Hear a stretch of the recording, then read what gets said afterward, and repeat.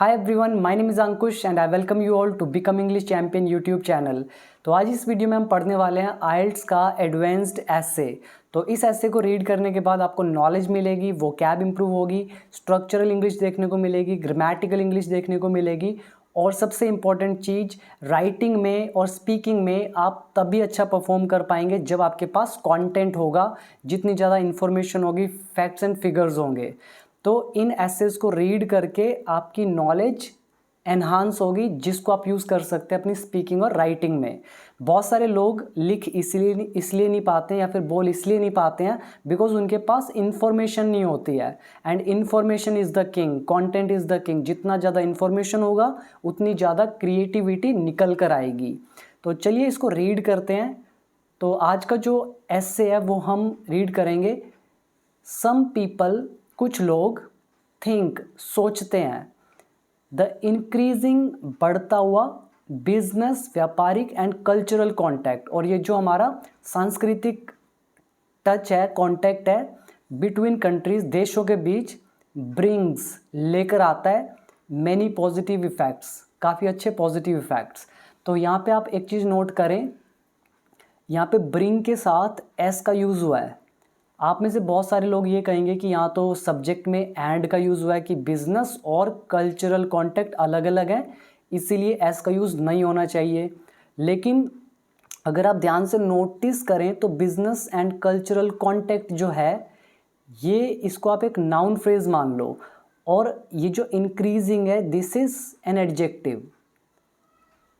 तो जब ये नाउन फ्रेज है तो ये एडजेक्टिव है, तो सिंगल एडजेक्टिव है, तो यहाँ सिंगल इंक्रीजिंग की बात हो रही है, तो इसीलिए यहाँ पे इसको सिंगल माना जाएगा सब्जेक्ट को, और यहाँ पे एस का यूज़ होगा। इसको आपको अलग अलग नहीं मानना है।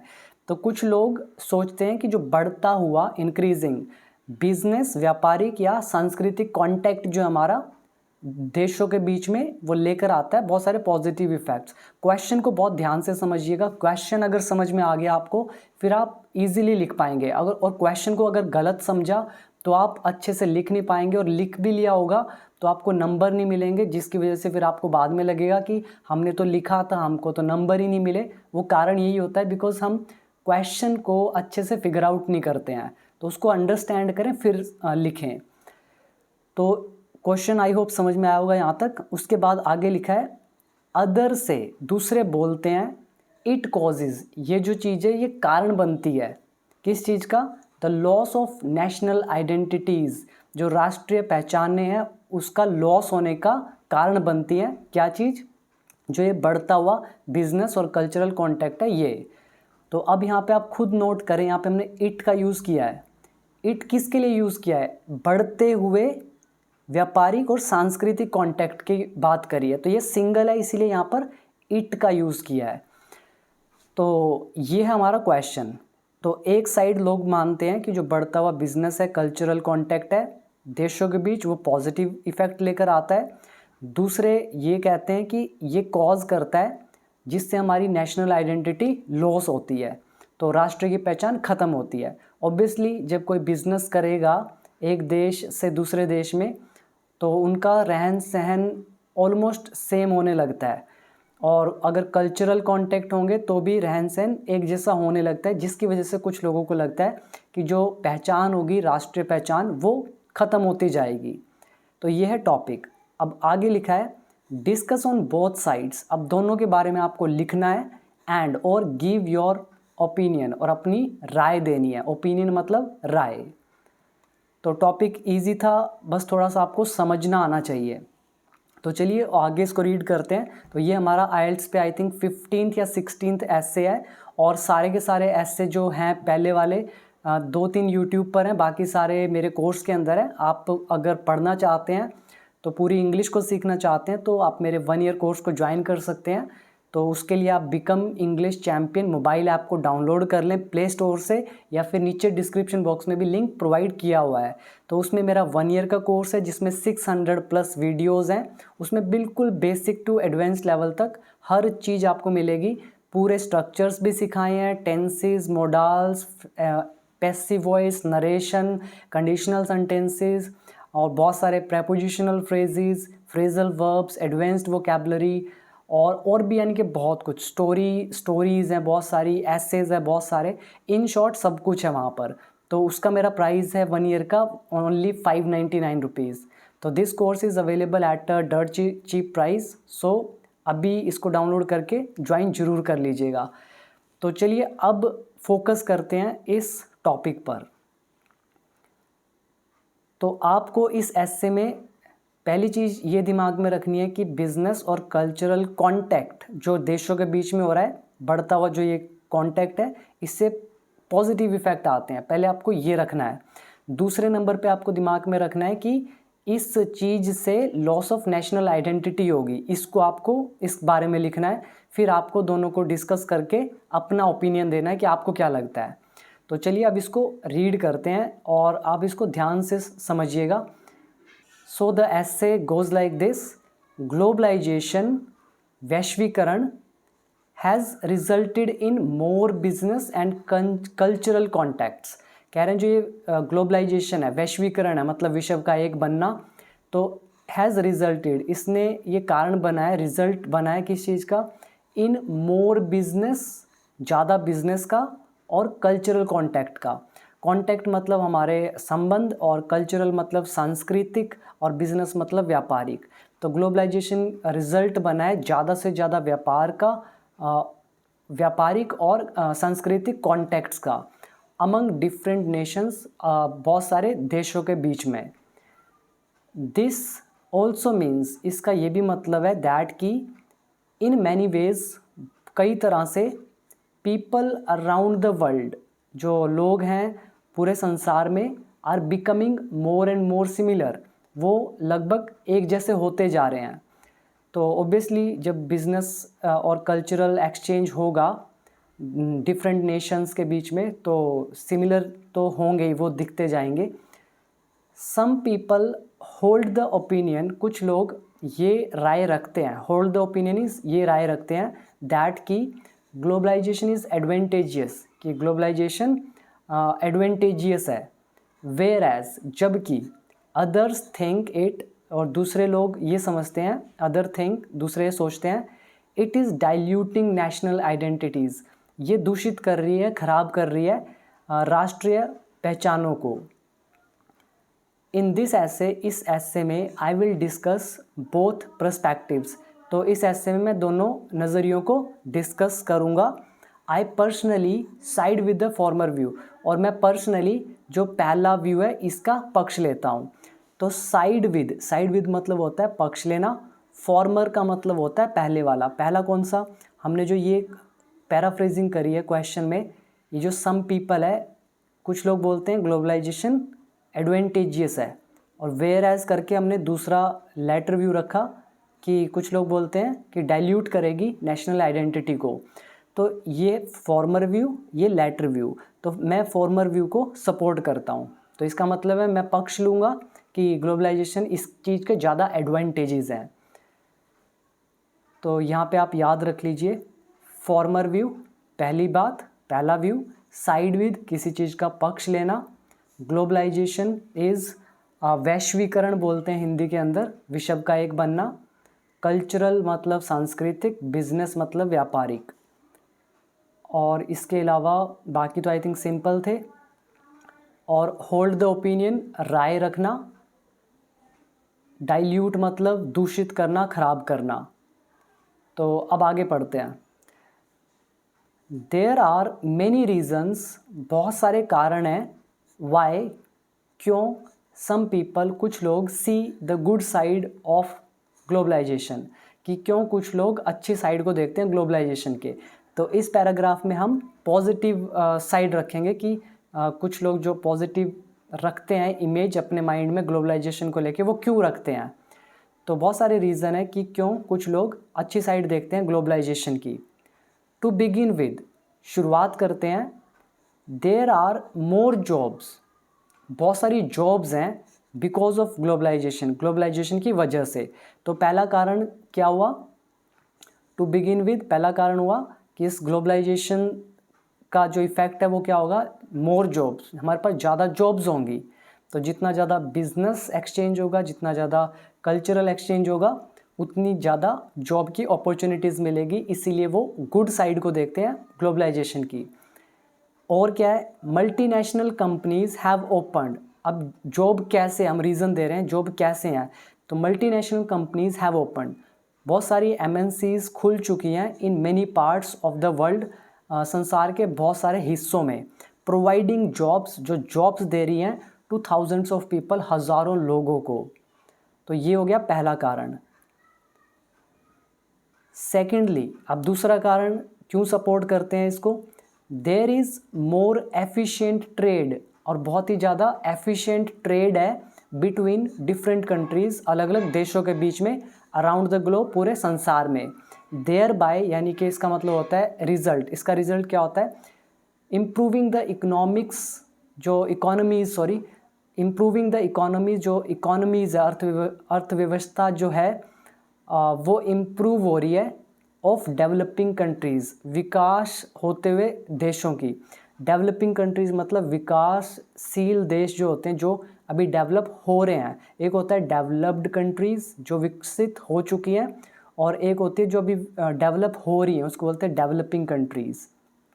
तो दूसरा कारण ये है कि मोर एफिशिएंट ट्रेड होगा देशों के बीच में पूरे संसार में, देयर बाय मतलब रिजल्ट क्या होगा, इम्प्रूविंग द इकोनॉमीज़, जिससे इकोनॉमीज़ इम्प्रूव होंगी, सुधरेंगी, जो विकास हो रही हैं कंट्रीज़ उनमें।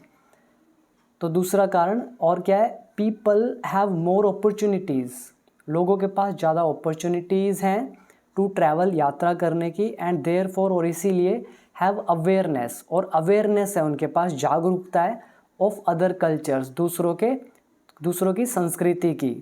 व्हाट्स मोर, और तो और, today people have more choices, और आज लोगों के पास ज़्यादा चॉइसेस हैं, ऑफ प्रोडक्ट्स की, बिकॉज ऑफ ग्लोबलाइजेशन की वजह से। तो इन शॉर्ट आपने इस पैराग्राफ में किस किस चीज़ को सीखा, सबसे पहला मैं इसको ग्रीन में हाईलाइट कर देता हूँ ताकि आपको पॉइंट्स दिमाग में आए। तो पहला बेनिफिट ये हुआ कि हमारे पास मोर जॉब्स आ गई। क्यों आई जॉब्स, क्योंकि मल्टीनेशनल कंपनीज जो हैं वो ओपन हो गई हैं in many parts of the world, संसार के बहुत सारे पार्ट्स में, जिससे वो थाउजेंड्स ऑफ पीपल को जॉब प्रोवाइड कर रही हैं, पहला कारण। फिर सेकेंडली क्या है, मोर एफिशिएंट ट्रेड, जो ट्रेड हो रही है वो बहुत एफिशिएंट हो गई है पूरे संसार में, जिससे इकोनॉमीज जो है वो इम्प्रूव कर रही हैं डेवलपिंग कंट्रीज़ की, सेकेंड रीज़न। तीसरा रीज़न है कि मोर अपॉर्चुनिटीज़ टू ट्रैवल, यात्रा करने की ज़्यादा अपॉर्चुनिटीज़ उनके पास होंगी, और उनके पास अवेयरनेस होगी दूसरों के कल्चर की। तो ये हो गया वर्ड्स। और तो और क्या होगा, मोर चॉइसेस हैं प्रोडक्ट्स को चूज़ करने की ग्लोबलाइजेशन की वजह से। इसीलिए अब आप क्वेश्चन पर आएँ तो हमने ये कहा बिजनेस और कल्चर। अब जॉब मिल रही है, इसका मतलब बिजनेस की बात हुई, एफिशिएंट ट्रेड्स हो रही हैं, इकोनॉमीज़ बढ़ रही हैं, इंप्रूव कर रही हैं, तो बिज़नेस की बात हुई, और कल्चर की बात हुई। अभी अब अगले पैराग्राफ में देखेंगे आप कल्चर में भी कैसे हो रहा है। तो हाँ, आपको क्वेश्चन को उस आंसर में इंक्लूड करना है। अगर आप अपना कुछ देते रहेंगे तो फ़ायदा नहीं है, जो क्वेश्चन में पूछा गया वही आंसर में इंक्लूड करें। तो ये होगी मेनी पॉजिटिव साइड्स। अब आगे पढ़ते हैं। ऑन द अदर हैंड, दूसरी तरफ, दोज वे हु से, जो कहते हैं national identities are being lost, कि नेशनल आइडेंटिटीज़ लॉस्ट हो रही हैं, तो ये पैसिव वॉइस है, तो वो लॉस्ट हो रही है, जो ये कह रहे हैं, give their reasons as follows, वो अपने कारण इस तरह से देते हैं। कैसे देते हैं, वो क्यों बोलते हैं कि उनकी नेशनल आइडेंटिटीज़ लॉस होगी ग्लोबलाइजेशन की वजह से। अब वो कारण कौन कौन से हैं। फर्स्टली, पहला, people eat the same food, वो बोलते हैं कि लोग फिर सेम फूड खाते हैं। Watch the same TV programmes, एक ही जैसे टीवी प्रोग्राम्स देखते हैं। Listen to the same music, एक ही तरह का गाना सुनते हैं। And wear the same clothes, और एक ही तरह के कपड़े डालते हैं। तो ये पहला कारण है जो उन लोगों को लगता है कि इस चीज़ की वजह से, बिजनेस और कल्चरल कॉन्टेक्ट की वजह से उनकी नेशनल आइडेंटिटी ख़राब होगी, क्योंकि लग रहा है उनको कि सेम ही तो खाना खाएंगे, सेम टीवी प्रोग्राम देखेंगे, सेम म्यूज़िक सुन रहे हैं, सेम कपड़े डाल रहे हैं, तो नेशनल आइडेंटिटी उनकी एग्जिस्ट नहीं करेगी। तो पहला कारण ये वो दे रहे हैं। आगे लिखा है दूसरा कारण, they have also started speaking, उन्होंने बोलना भी शुरू कर दिया है वन लैंग्वेज, एक ही भाषा को। कौन सी? इंग्लिश। इंग्लिश को in many parts of the world, संसार के बहुत सारे हिस्सों में। तो उनको लग रहा है इंग्लिश बोलना शुरू कर दिया है तो इससे भी उनकी नेशनल आइडेंटिटी ख़राब हो जाएगी। इन फैक्ट, वास्तव में इंग्लिश हैज़ बिकम, इंग्लिश बन चुकी है द लिंगुआ फ्रैंका। लिंगुआ फ्रैंका का मतलब क्या होता है, ये वर्ड आप याद कर लें। लिंगुआ फ्रैंका इसका मतलब होता है सार्वजनिक भाषा या फिर एक आम भाषा, यानी कि जो हर कोई यूज़ करता है। तो सार्वजनिक, सबकी भाषा जो सभी बोलते हैं, लिंगुआ फ्रैंका बन चुकी है। तो वास्तव में इंग्लिश एक लिंगुआ फ्रैंका बन चुकी है टुडे, आज। दैट इज़ वाई, इसीलिए दे से, वे कहते हैं, the whole world is looking similar, कि पूरा संसार एक जैसा दिख रहा है। एंड द डाइवर्सिटी, और जो ये विभिन्नता है, जो अलग अलग, इसको हिंदी में विभिन्नता बोलते हैं, अलग अलग जो विभिन्नता है, इज़ बिंग लॉस्ट, वो लॉस्ट हो रही है। तो इसमें आपने कौन कौन से पॉइंट ध्यान में रखने हैं? पहला कारण ये हुआ, वो बोलते हैं पीपल सेम खाते हैं, सेम देखते हैं, सेम सुनते हैं और सेम पहनते हैं, जिनसे उनको लगता है नेशनल आइडेंटिटी लॉस हो सकती है। दूसरा वो रीज़न देते हैं कि उन्होंने स्टार्ट कर दिया है एक ही लैंग्वेज को स्पीक करना, और वो है इंग्लिश। तो फिर कहते हैं कि जो वर्ल्ड है वो उनको इसी वजह से सिमिलर दिख रहा है, और जो डाइवर्सिटी है, विभिन्नता है, मतलब अलग अलग, वो लॉस्ट होती जा रही है। तो ये हो गए 2 पैराग्राफ। अब यहाँ पे अगर आप देखें तो इस पैराग्राफ में हमने बात करी बिजनेस कॉन्टैक्ट की, बिजनेस कॉन्टैक्ट। और अगर आप इसमें देखें तो इसमें हमने बात करी कल्चरल कॉन्टैक्ट की, क्योंकि अगर सेम खा रहे हैं इसका मतलब कल्चर उनका अपना रहे हैं, सेम पहन रहे हैं और भाषा सेम बोल रहे हैं, इसका मतलब उनका कल्चर अपना रहे हैं। तो क्वेश्चन अब आप ध्यान से देखिएगा, अब आपको क्वेश्चन ज़्यादा समझ में आएगा। तो कह रहे हैं कुछ लोग सोचते हैं कि जो बढ़ता हुआ बिजनेस और कल्चरल कॉन्टैक्ट है, तो बिज़नेस में आपको बता दिया जॉब्स वगैरह, एफिशिएंट ट्रेड्स एट्सेट्रा, और कल्चरल में बता दिया सेम फूड खा रहे हैं, सेम पहन रहे हैं, भाषा सेम बोल रहे हैं। तो ये पॉजिटिव इम्पैक्ट लेकर आ रही है, इसमें कोई शक नहीं। और दूसरी तरफ अब कह रहे हैं कि इससे लॉस ऑफ नेशनल आइडेंटिटी होगी, इसको भी हमने इंक्लूड कर दिया कि उनको ऐसा लग रहा है कि होगा। तो अब आगे देखते हैं। आई बिलीव दैट, अब क्या यहाँ पे लिखा है कि मेरा विश्वास है कि this is a very narrow definition, ये बहुत ही छोटी डेफिनेशन है ऑफ नेशनल आइडेंटिटीज़, ये जो राष्ट्रीय पहचान है इसकी बहुत छोटी डेफिनेशन है। अब यहाँ पे जो नेशनल आइडेंटिटीज़ है, मतलब किसी भी राष्ट्र की जो पहचान है, उसमें बहुत सारे फैक्टर्स हैं जो लाई करते हैं। तो वो अगर बहुत सारे फैक्टर्स हैं जिनसे नेशनल आइडेंटिटी की पहचान होती है, तो ये जो 2-4 ऊपर रीज़न अभी दिए हैं, ये तो कुछ भी नहीं है उनके सामने। ये तो सिर्फ एक नैरो डेफिनेशन हुई, किसकी? नेशनल आइडेंटिटी की। तो वही लिखा है कि मेरा मानना है कि ये जो है, जो हमने अभी पॉइंट्स दिए, तो ये बहुत ही नैरो छोटी सी डेफिनेशन है एक नेशनल आइडेंटिटी को डिफ़ाइन करने के लिए। एंड और नेशंस आर, और जो राष्ट्र हैं वो हैं as different as they were ever in the past, वो उसी तरह से डिफरेंट है जैसे वो पास्ट में थे। कल्चरल आइडेंटिटी, और जो ये सांस्कृतिक आइडेंटिटी पहचान है, is based on far more than just the films people watch. कह रहे हैं जो कल्चरल पहचान है वो कहीं ज़्यादा है केवल फिल्में जो लोग देखते हैं उनसे, and the clothes they wear, और जो वो कपड़े पहनते हैं तो उनसे कहीं हट के ही है। तो हम किस तरह की पिक्चर देख रहे हैं, मूवीज़ देख रहे हैं, किस तरह के कपड़े डाल रहे हैं, तो उससे हम कल्चरल जो आइडेंटिटी है उसको पूरा डिफ़ाइन नहीं कर सकते हैं। इसलिए बोला जा रहा है कल्चरल आइडेंटिटी है वो कहीं हटकर है जस्ट फिल्म देखने से और कपड़े लोग किस तरह के पहनते हैं उससे। फॉर एग्ज़ाम्पल दिया जैसे, take the culture of India, India का कल्चर लो एंड कंपेयर इट, और कंपेयर करो टू द वेस्ट, वेस्ट से। हम लोग ईस्ट में रहते हैं और वेस्ट मतलब अमेरिका साइड।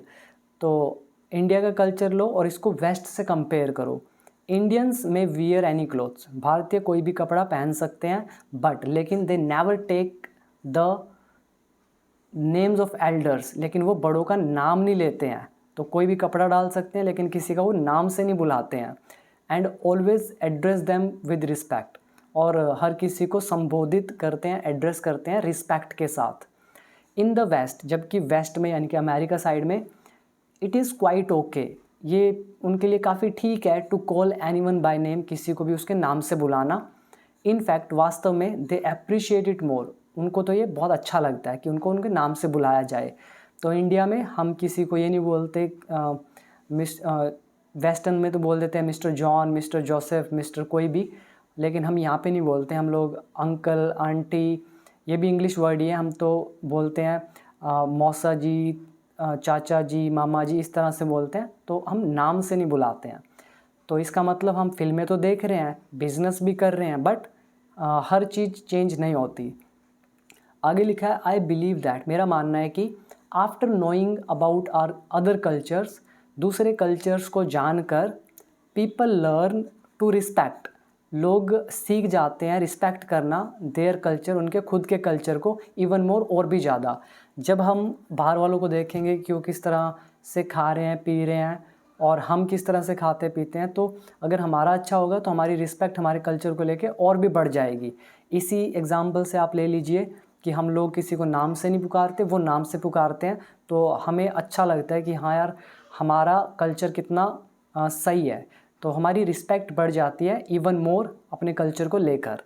सो इसीलिए some very deep rooted national identities, और जो कुछ डीप रूटेड, जो मतलब गहराई वाली, डीप रूटेड होता है जो गहरी से गहरी हो, तो जो गहरी कुछ नेशनल आइडेंटिटीज़ हैं विल ऑलवेज बी देयर, वो तो हमेशा रहेंगी ही।